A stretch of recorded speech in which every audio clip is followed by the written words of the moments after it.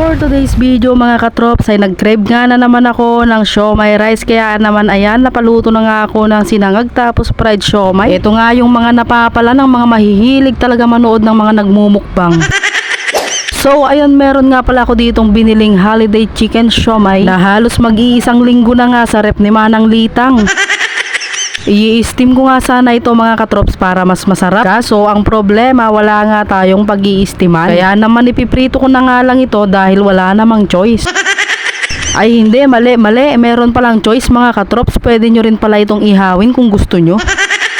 Pagkaprito ko nga ng siomai mga katrops ay nagbati nga ako dito ng isang pirasong itlog para prituhin na din. Ito kasi yung ilalagay ko sa sinangag para mas masarap. At kapag kaganyan na nga siya mga katrops ay pwede na natin itong hanguin. Tsaka naman natin ito i-set aside. At the same pan, maglalagay lang tayo dito ng kaunting mantika tapos susunod na natin ilagay itong mga bawang. At kapag ka okay na ay lalagay na nga natin itong leftover na rice. Tsaka naman natin ito ay memekos-mekos mga insan.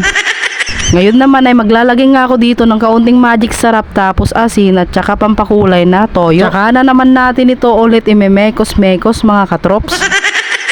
At kapag ka nakiwar-kiwar na nga ito mga katrops ay pwede na nating ilagay yung mga pinirito nating itlog. Ay nako, talaga namang nakakahingal mag voice over.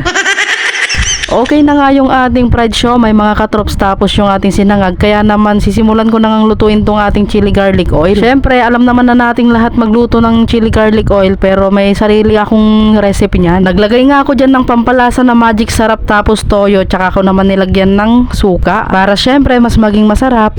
At ayan, dahil okay na nga lahat mga katrops ay magpi-plating na nga tayo. Inilagay ko na nga itong ating pangmalakasang fried rice tapos nilagay ko na nga rin itong mga siomai. Syempre timplahan na nga natin ito ng chili garlic oil na gawa natin. Lagyan din natin itong fried rice para mas maging masarap. Naghiwa na nga rin ako ng isang pirasong kalamansi tapos nilagay ko na nga lang dyan. At sunod ko namang inilagay mga katrops ay itong toyo ng jowa mo.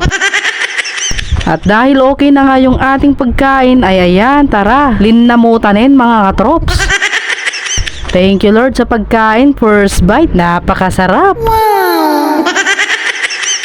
Lagi nga akong kumakain ng siomai pero first time ko lang kumain nitong holiday na siomai. At talaga nga namang palang napakasarap. Yung puti nga yung hinahanap ko, yung flavor ba nun is pork. Mas masarap kasi yan kaso wala. Kaya naman itong chicken na lang yung binili ko. Solved na naman ang aking pagkikrave. Masarap talaga ang siomai rice, hindi nakakasawa. Kahit nga siguro ito yung kainin ko araw-araw, talagang hindi ako magsasawa no. Tapos ang sarap pa ng sausawan na tuyo mansi na may chili garlic oil na gawa natin. Ay nako, talaga naman napakasarap.